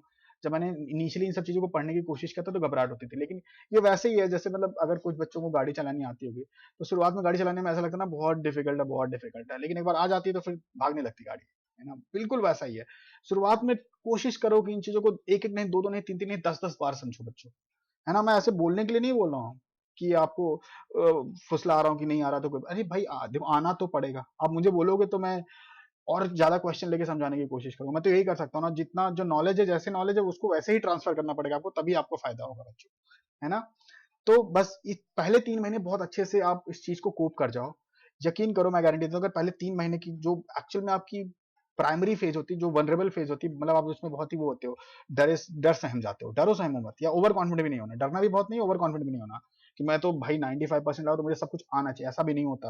मैंने बहुत सारे बच्चों को देखा जो 95% लाए होते हैं और उसके बाद भी फेल करते हैं चीजों में। ये बात समझना, ये मैं 9-10 साल से विद्या मंदिर में यही देख रहा हूँ कि 95% वाला बच्चा भी नीचे डिप कर जाता है। आपको ओवर कॉन्फिडेंट भी नहीं होना, आपको बहुत नीचे भी नहीं आना, आपको बैलेंस बनाना है कि हाँ नहीं आ रहा है तो कोई बात नहीं बच्चे, हो जाएगा। अब यही मेच्योरिटी लेवल आपको आगे ले जाएगा। अगर आप पहले 3 महीने में पेशेंस के साथ, अभी तो पहला ही महीना चल रहा है, मान को चलो पहला या दूसरा महीना चल रहा होगा आपका पढ़ाई का, अगर आप अच्छे से इस चीज को आगे ले गए, गारंटी है कि आईआईटी जाओगे। अगर इस 3 महीने को अच्छे झेल गए, तो अगले जो 3 महीने के बाद वाला टाइम आएगा उसमें तो हम एक्सेलरेट करेंगे चीजों को, मतलब बेटर करते जाएंगे। आई थिंक अगले 1-2 महीने में के बाद हम लोग रोटेशन वाला टॉपिक शुरू कर रहे होंगे, और वो टॉपिक आपको बड़ा मजा आएगा फिर पढ़ने में, बहुत मजा आएगा। क्योंकि अगर ये चीजें आपने बहुत पेशेंस के साथ सुनी तो बार बार रिपीटेडली सुनो, कोई बहलाने फुसलाने वाली बात नहीं है। आप नहीं पढ़ोगे तो आपका ही नुकसान है, मेरा कोई नुकसान नहीं बच्चों। मैं तो सिर्फ मोटिवेट कर सकता हूँ, आपको सच्चाई बता सकता हूँ। हाँ, आईआईटी जाने के फायदे तो जरूर है डेफिनेटली। अच्छे से जाओगे, अच्छे से करोगे तो लाइफ बेटर होगी, डेफिनेटली बेटर होगी बच्चों, है ना। तो आई होप इसमें कोई दिक्कत नहीं होगी। आपको बस एक दो तीन छोटी छोटी चीजें जो मैं आपको वापस याद दिला देता हूँ बच्चों, कि एक्सेलेशन डायग्राम जो बनाना है, इसी में सारा झामा है। यहाँ पर मैंने एक नया स्टेटमेंट इंट्रोड्यूस किया था कि अगर कोई ब्लॉक है, जैसे ये ब्लॉक नीचे मूव करा तो इधर जा रहा था, तो एक्चुअली ये ब्लॉक एक्सेलेटिंग सरफेस के ऊपर है, तो इसका रिलेटिव एक्सेलेशन हमेशा सरफेस के लॉन्ग होता है, ए आर। तो हमने कहा जी अगर इसका एक्सेलेशन ए था, तो हमने कहा इसका एक्सेलेशन भी इसमें ए ऐड कर देते हैं, तो ये ग्राउंड के साथ बन जाता है। यही एक कहानी से हमें एक्स्ट्रा वेरिएबल कंसिडर करने की आवश्यकता नहीं पड़ी। अभी मैं और क्वेश्चन कराऊंगा, तो आपको इसमें भी कराऊंगा, फिर ट्यूटोरियल में भी कराऊंगा, तो ये थोड़ा थोड़ा लंबा खींचेगा, तो आप प्लीज इस बात को थोड़ा पेशेंस के साथ समझें। अच्छा, इसमें एक और चीज मैं बता देता हूँ आपको, इसमें एक और चीज बता देता हूँ जो मैं आपको बताना चाहता था। देखो, एक कंस्टेंट यहाँ और क्या आएगा, जैसे मान लो बच्चों, एक और रिलेशन हम लोग लिख सकते हैं, हमेशा लिख सकते हैं। जैसे मान लो, इस चीज को डायरेक्टली समझना, मतलब इसको हम बोल सकते हैं कि बस ये रिलेशन निकालने का तरीका है। मतलब अगर तुम्हें दोनों ब्लॉक के बीच के एक्सेलेरेशन का रिलेशन निकालना है, तो ये भी यूज कर सकते हो तुम लोग डायरेक्टली। मतलब एक एक्सेलेरेशन का रिलेशन आ जाएगा डायरेक्टली। तो जैसे अगर मान लो तुमने यहाँ पर एक वेज बनाया बच्चों, ये इतना ऐसे वेज था, ओके, टेढ़ी लाइन हो गई। और एक बात मैं आपको गारंटी से बता सकता हूँ, जिसने अच्छे से प्रिपेयर किया ना, वो आपको बहुत अच्छा एक्सपीरियंस देता है, बताता है, क्योंकि उसने वो प्रोसेस के थ्रू होके निकला हुआ है। तो ये बात बिल्कुल ध्यान से समझना कि जो एक्सपीरियंसेस होते हैं ना, मतलब तुम्हें ये नहीं लगना चाहिए कि आदमी ऐसे ही बस बोलने के लिए बोल रहा है। मैं बिल्कुल बोलने के लिए नहीं बोलता, मैं बहुत स्ट्रेट फॉरवर्ड बच्चा बंदा हूँ, मतलब सीधी सीधी बातें बोलता हूँ, बहुत स्ट्रेट फॉरवर्ड टीचर हूँ, बहुत स्ट्रेट फॉरवर्ड आपको भैया हूँ। आपको मतलब आपके भले के हिसाब से बोलूंगा। मतलब आई लिटरली इंजॉय टीचिंग, तभी यहाँ पढ़ा रहा हूँ, मुझे मजा आता है ऐसे इन फिजिक्स के शब्दों के साथ पढ़ने में। मतलब ये जब मैं खुद कई बार ऐसे नया कुछ नया क्वेश्चन करता हूँ, नया क्वेश्चन आता है और कर लेता हूँ, तो बहुत खुश होता हूँ मैं। तो मुझे खुशी के लिए मतलब ये काम करने में मजा आता है। तो जो तो उस क्वेश्चन को सॉल्व करके जो हैप्पीनेस आती है, उससे बहुत मजा आता है। मतलब आप जब करोगे तब आपको रियलाइज होगा। ठीक है बच्चों, तो ठीक है, बातें बहुत हुई। अब इस क्वेश्चन के जो मैं कह रहा था कि एक्सेल, जैसे आप देखो इसका एक्सेलेशन, अब सिर्फ एक्सेलेशन डायग्राम बनाएंगे बच्चों। इधर की तरफ एक्सेलेशन था इसका, और इसका रिलेटिव एक्सेलेशन आपने इधर लिखा था, और इसका ग्राउंड के साथ अगर लिखना तो ए ऐड कर दो इसमें। तो मैं इनफैक्ट इसको थोड़ा दूरी बना देता हूँ, ताकि आपकी अंडरस्टैंडिंग थोड़ी बेटर हो जाए। तो देखो, जैसे ये ऐसे करके था, ठीक है ना बच्चों?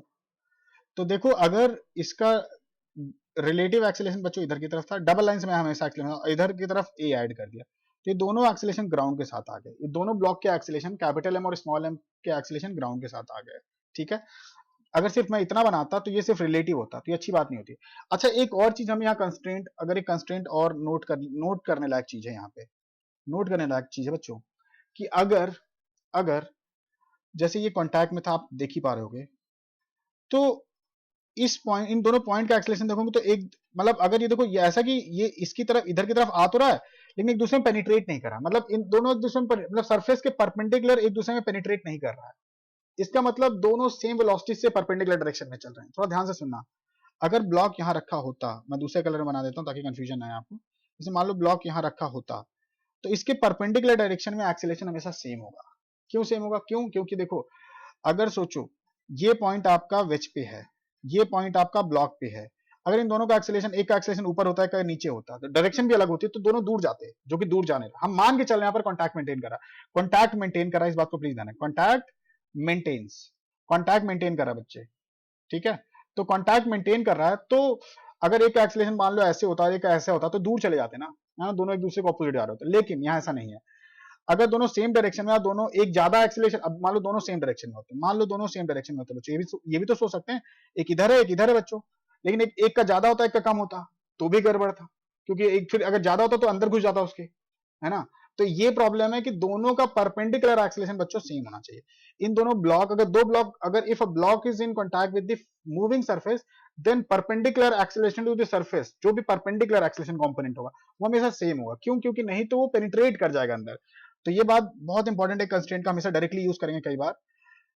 तो यहाँ पे मैं लिख देता हूँ नोट में, ये नोट यहाँ लिख देता हूँ, कंफ्यूजन नहीं होनी चाहिए बिल्कुल ही। इफ अ ब्लॉक, दो चीजें याद रखनी पड़ेंगी आपको। इफ अ ब्लॉक इज इन, ये भी बहुत बार यूज होगा इसलिए, if a block is in contact. अच्छा, इसको बताने के बहुत सारे तरीके हैं, तो ये मैंने दो तरीके जो बताया, सबसे आसान और सबसे बेसिक तरीके जो आपको समझना ही पड़ेगा। If a block is in contact with moving surface, moving surface बेटा, बेटा जी सब लोग को ध्यान से समझना, moving surface, then acceleration, acceleration perpendicular to surface बच्चों, perpendicular to surface must be same, must be same, perpendicular to surface and with respect to ground है, perpendicular to surface and with respect to ground, ये भी ध्यान रखना, ground के साथ नहीं करोगे तब भी गड़बड़ हो जाएगा, ग्राउंड के साथ एक ही फ्रेम से करना होता है। Perpendicular surface with respect to ground भी लिख देता हूं, with respect to ground must be same, must be same, अगर सेम नहीं होगा तो गड़बड़। ये भी कंस्ट्रेंट है, ये कंस्ट्रेंट अगर कॉन्टैक्ट मेंटेन करे तो ये भी कंस्ट्रेंट हुआ ना, तो इससे एक इक्वेशन हम लोग निकाल सकते हैं। तो जैसे देखो अब यहां पर देखो, अब इस सरफेस, इन दोनों सरफेस के परपेंडिकुलर एक्सेलेरेशन निकालते, इधर का एक्सेलेरेशन क्या होगा बच्चों, देखो अगर तुम ध्यान से देखोगे तो ये थीटा है, तो बच्चों ये भी थीटा होगा, तो ये भी थीटा होगा, और ये क्या हो जाएगा 90 माइनस थीटा। तो इस सरफेस के परपेंडिकुलर, इस सरफेस के परपेंडिकुलर एक्सेलेरेशन क्या होगा बच्चों, a cos 90 minus theta.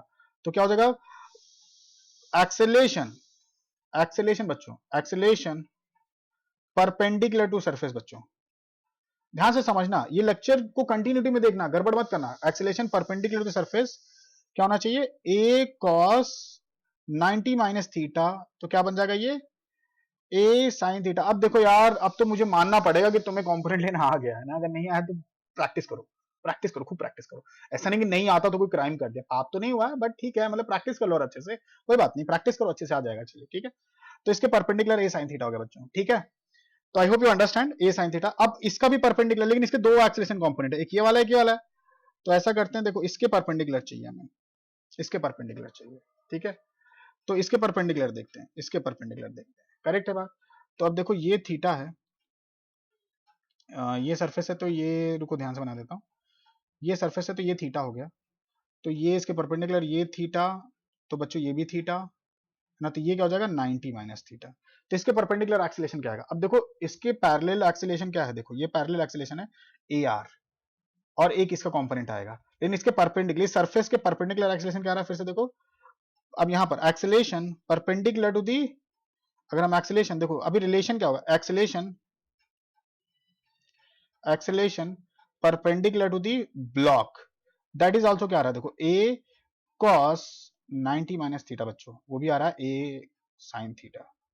I hope you understand, a sin theta, ये क्लियर बात है, यहां पर कुछ गड़बड़ तो नहीं लग रहा, a sin theta, sorry a sin theta. अब दोनों सेम आ गए, इसका मतलब हमारी बात सही थी, इसका मतलब परपेंडिकुलर एक्सेलेरेशन हमेशा सेम होगा, दोनों सेम आ गए ना, ये तो रिलेशन है।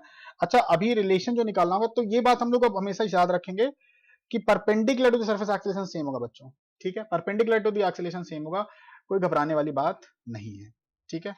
तो मैं ऐसा करता हूं, एक क्वेश्चन लेता हूं, आपको एक क्वेश्चन देता हूं, है ना। अभी समझ में आ गया दो चीजें, अभी देखो पूरा क्वेश्चन सॉल्व करेंगे, एक आध क्वेश्चन और लेंगे, बट पहले एक चीज मैं आपको चीज बता देता हूँ, छोटी सी चीज बता देता हूँ। देखो जैसे मान लो एक ऐसे करके वेज दिया हुआ है, क्वेश्चन लिख देता हूँ आपके लिए, ये मान लो वेज दिया हुआ बच्चों, इस लेक्चर का कंटिन्यूएशन बहुत ध्यान से देखना है। अब मान लो यहाँ पर वॉल है और एक वॉल यहाँ पर है, ऐसे मान लेते हैं, ठीक है, और दोनों साइड ये वॉल फिक्स्ड है, और इसके अंदर हमने एक वुडन ब्लॉक डाल दिया, ऐसे करके ऐसे करके। ओके थोड़ा अच्छे से बना देता हूँ, कंफ्यूजन है, ये क्वेश्चन बड़े फेमस है, बहुत फेमस क्वेश्चन है, ठीक है, ऐसे ऐसे ऐसे और ऐसे, ठीक है बच्चों, ये और ये ग्राउंड है, ठीक है। अब देखो ये जो, इसको भी फिक्स कर देते हैं, इसका मास स्मॉल एम मान लेते हैं, कोई बात नहीं, इसका स्मॉल एम मान लेते हैं, इसका कैपिटल एम मान लेते हैं, ये थीटा मान लेते हैं, ठीक है। अब यहां पर तुम्हें एक चीज पक्की से दिख रही है, इसका नेट एक्सेलेरेशन किधर हो सकता है, इधर की तरफ, और इसका नेट एक्सेलेरेशन अगर नीचे की तरफ है तो इसका लेफ्ट की तरफ होगा, ये दो इंफॉर्मेशन दे देगा। अब देखो यहां पर हमें कंस्ट्रेंट हम दो तरीके से देखेंगे, एक तो रिलेटिव वाला देखेंगे और एक जो परपेंडिकुलर, दो चीजें, दोनों चीज याद रखेंगे, ठीक है। तो देखो यहां पर फंडा क्या है कि अगर मान लो इसका एक्सेलेरेशन ए दिया हुआ है, मान लो इसका एक्सेलेरेशन ए दिया है बच्चों, और इसका एक्सेलेरेशन नीचे की तरफ दिया है स्मॉल ए, और ये दोनों ग्राउंड से ही दिख रहा होगा, देखो पक्की बात है, ये पक्की बात, अगर ये ग्राउंड के साथ फिक्स्ड है तो ये सरफेस ग्राउंड के साथ ही होगा, तो इसका एक्सेलेरेशन ग्राउंड के साथ लेफ्ट की तरफ होगा। अब ये भी दोनों तरफ से मैंने देखो फिक्स कर दिया, अगर ये फिक्स कर दिया तो ये भी ग्राउंड के साथ नीचे ही आ रहा होगा। अगर हम ग्राउंड पे देखो ऑब्जर्वर को बिठाते हैं बच्चों, तो कोई जल्दबाजी नहीं है, कोई जल्दबाजी नहीं है, ध्यान से समझो, अगर ग्राउंड पे बिठाऊंगा तो मैं किधर एक्सेलेरेट करते हुए वेस्ट दिखेगा, लेफ्ट की तरफ, अगर ये नीचे आ रहा है तो, अगर ये नीचे आ रहा है तो ये लेफ्ट की तरफ जाएगा बच्चों, है ना। तो इसका एक्सेलेरेशन भी ग्राउंड के साथ ए दिख रहा है और इसका ग्राउंड के साथ नीचे की तरफ ए दिख रहा है। तुमसे सीधा पूछ लेता, find relation between A and A, find relation between, find relation between A and A बच्चों, find relation between A and A, capital A और स्मॉल ए। तो मैं क्या करूंगा, देखो अभी तुम्हें एक्सेलेरेशन निकालने के लिए नहीं बोल रहा, सीधा कह रहा बस रिलेशन निकालो। एक्सेलेरेशन निकालने के लिए बोलना पड़ेगा, तो हम ये पूरा का पूरा सारे स्टेप्स लगाते, और स्टेप्स लगाते तो अगर आपको दोनों एक्सेलेरेशन पता चल रहा है, दोनों एक्सेलेरेशन पता चल ही रहा है इसमें, तो आपको एक अननोन कम पड़ता। तो आप ये जो रिलेशन है ना, इसको यूज करके सॉल्व कर लेना है ना। फिर से आप सेम तरीके से सारे स्टेप्स फॉलो करो। आपको एक्सेलेरेशन की नेट डायरेक्शन भी ग्राउंड के साथ दिख ही रही है, इसके बावजूद भी आपको एक इक्वेशन कम पड़ेगी, तो आप यही वाला रिलेशन यूज करके सॉल्व कर सकते हो। मतलब इसके बाकी सारे क्वेश्चन तो आप जो 5 स्टेप लगाते हो उसको खुद से सॉल्व कर सकते हो, बट मोस्टली इसमें पूरा सॉल्व करने के लिए बोलता भी नहीं है, इसमें रिलेशन एक्सेलेरेशन के साथ ही निकालने के लिए बोलता है। ठीक है, तो एक और बात मैं आपको बोलता हूँ, इसका ट्यूटोरियल क्लास जरूर रखना, क्योंकि इसकी कंटिन्यूटी में आएगा और बहुत सारे क्वेश्चन होगा। मैं थोड़ा कोशिश करूंगी मैक्सिमम क्वेश्चन उससे ले पाऊं मैं। ठीक है बच्चों, तो ये बात क्लियर है यहाँ पे। तो देखो क्या होगा, ये सरफेस है और ये ब्लॉक की सरफेस है, थोड़ा अच्छे से बना देता हूं, है ना। तो क्या चीज याद रहनी चाहिए यहाँ पे, ये ब्लॉक की सरफेस है, इसका नेट एक्सीलरेशन देखो बच्चों इधर की तरफ है, और ये इसका सरफेस है, ये देखो ये, और इसका नेट एक्सीलरेशन किधर की तरफ है, नीचे की तरफ। तो इसको नीचे की तरफ दिखा देता हूँ, तो यहीं से नीचे की तरफ दिखा देता हूँ। ठीक है, चलेगा। अच्छा, कलर अलग दिखा देता हूँ। मान लो ये स्मॉल एम का है, ये ए है और ये ए है, करेक्ट है। दोनों का कलर अलग रखते हैं। ये ए ब्लू वाला हो गया आपका स्मॉल एम का, और व्हाइट वाला हो गया आपका वेज का। ठीक है, अगर देखो दोनों कॉन्टैक्ट मेंटेन करें नहीं कर रहे हैं, अगर दोनों कॉन्टैक्ट मेंटेन करें बच्चों, ये दोनों कॉन्टैक्ट मेंटेन कर रहे हैं, ध्यान से समझना, अगर ये दोनों कॉन्टैक्ट मेंटेन कर रहे हैं तो इसके परपेंडिकुलर एक्सीलरेशन हमेशा सेम होना चाहिए।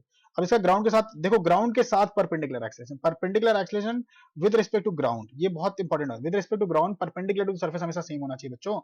तो देखो यहाँ पे क्या होगा, अगर ये थीटा है, ये थीटा है, ध्यान से समझना, ये थीटा है, तो इसके परपेंडिकुलर सरफेस ये हो गई, तो इसके परपेंडिकुलर सरफेस देखो यहाँ पर ये थीटा बनाएगा, तो ये भी थीटा बनाएगा बच्चों। ठीक है, तो ये क्या हो जाएगा, 90 माइनस थीटा बच्चों, करेक्ट है, 90 माइनस थीटा हो जाएगा, करेक्ट है।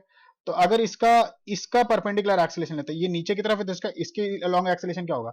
अच्छा, सिर्फ डायरेक्शन एक्सीलरेशन सेम का मतलब क्या होगा, जैसे यहाँ पे बहुत सारे बच्चे कंफ्यूज जाते हैं कि सेम एक्सीलरेशन का मतलब क्या है। With respect to ground acceleration perpendicular to surface with respect to ground must be same. इसका ये मतलब है कि डायरेक्शन प्लस मैग्नीट्यूड दोनों सेम होना चाहिए, ऐसा नहीं कि सिर्फ मैग्नीट्यूड सेम करके छोड़ देना, अगर ऑपोजिट डायरेक्शन होगा तो भी गड़बड़ हो जाएगा, सेम डायरेक्शन में रखना पड़ेगा बच्चों।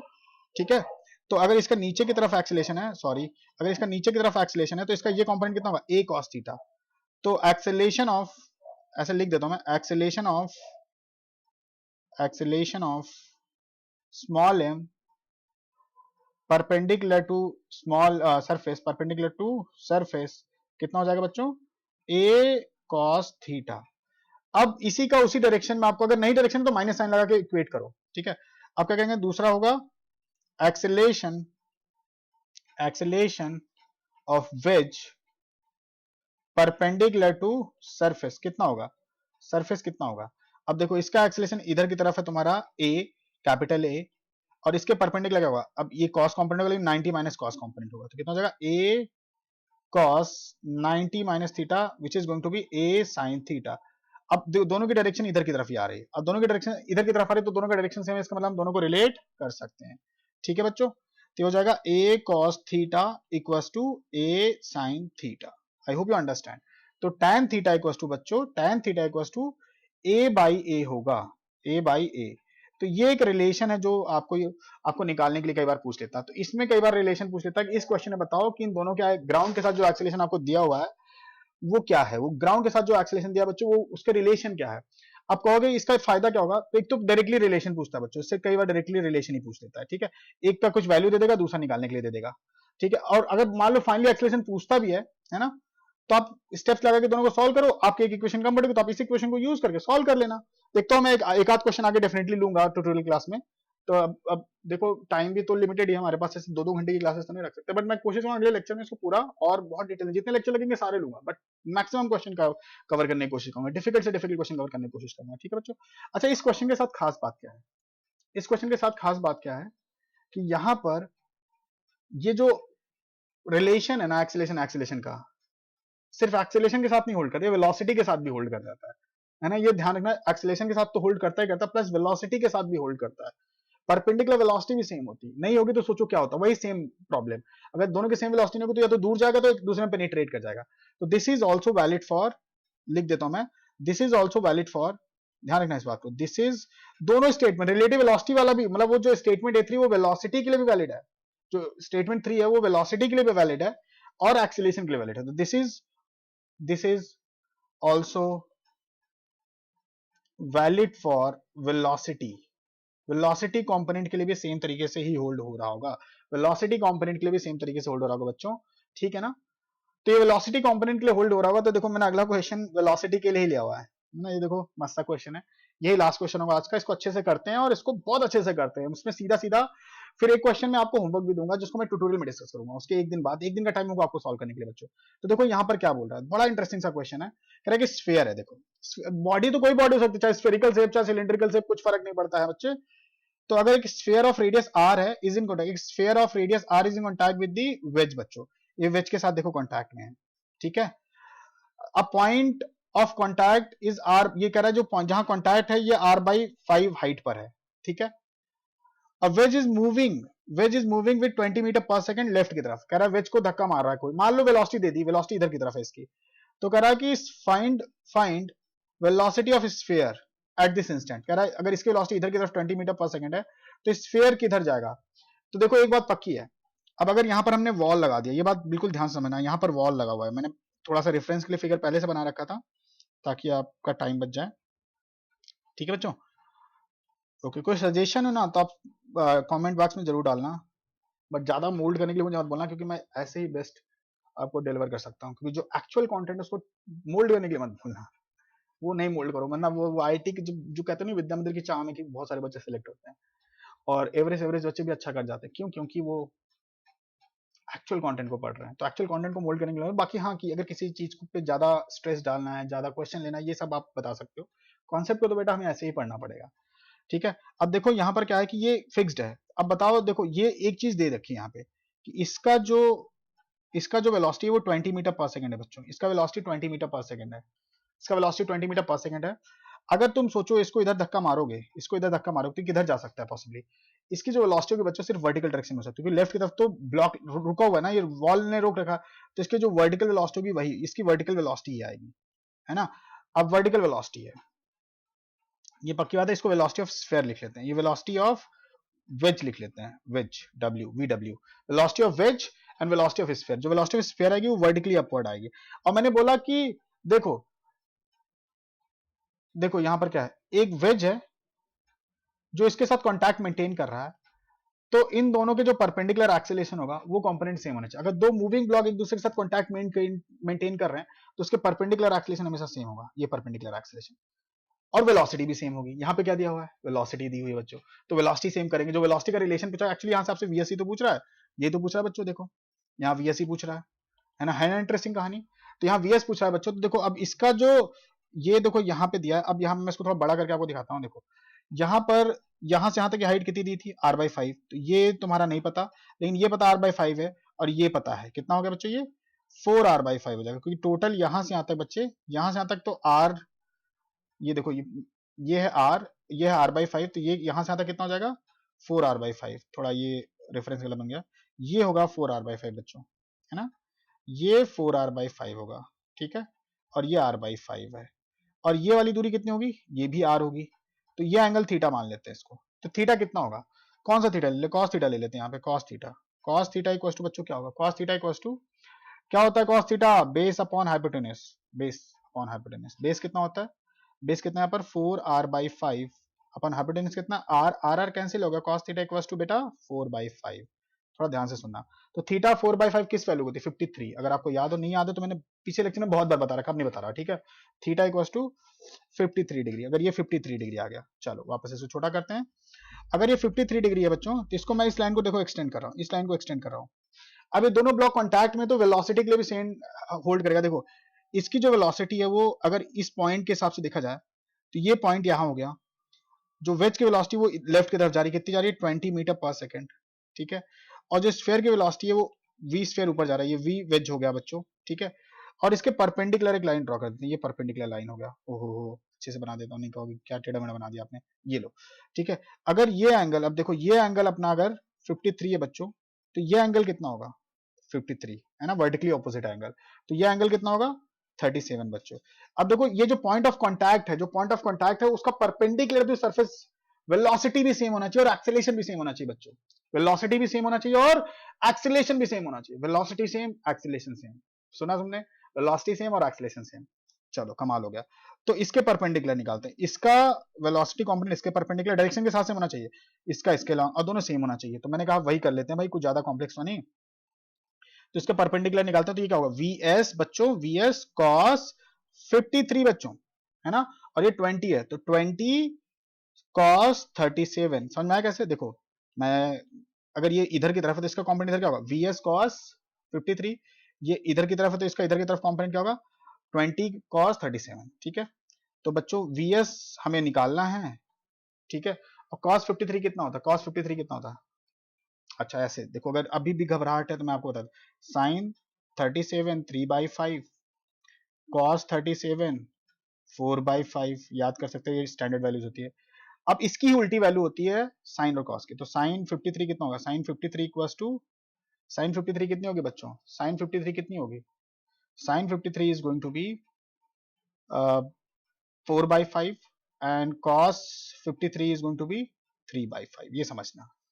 अच्छा ऐसे लिख सकते हैं अगर तुम्हें कंफ्यूजन लगे तो sine 90 minus, sine 90 minus 37, sine 90 minus 37 का था कॉस 37, तो कॉस 37 कितना हो 3/5, यहां से याद कर लो कोई बात नहीं, यहाँ जैसे मर्जी याद हो कर लो। तो cos 53 कितना हो जाएगा 3/5 बच्चों, और 20 इंटू कॉस 37 कितना होगा 4/5, है ना, याद हो जाएगा यहाँ से। तो cos 37 4/5 है, तो ये 5 कट गया और ये हो गया तुम्हारा, आई एम श्योर यहाँ पर मैंने cos की कुछ गड़बड़ किया, cos 37 4/5 होता, दैट इज ट्रू। ठीक है, ठीक है ना, cos 37 हमने कितना लिखा है, cos 37 आपका होता है 4/5।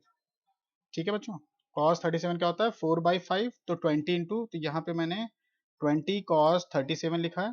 ठीक है, तो ये कितना हो जाएगा अपना, 5 कट जाएगा तो 80/3, ये कुछ आई थिंक कैलकुलेशन में एरर है, मैं इसको देखता हूँ एक बार।